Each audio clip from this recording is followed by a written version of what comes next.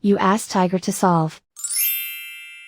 This deals with linear equations with one unknown. The final result is b equals 30. Let's solve it step by step. Simplify the expression. Group like terms. Group the coefficients. Find the lowest common denominator.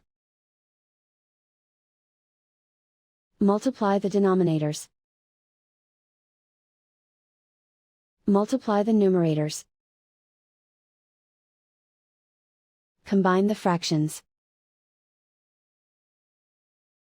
Combine the numerators. Group all constants on the right side of the equation. Subtract 2 from both sides. Simplify the arithmetic.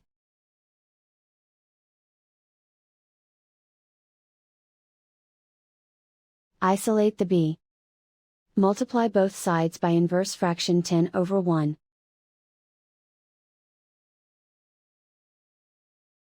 Group like terms. Multiply the coefficients. Simplify the fraction.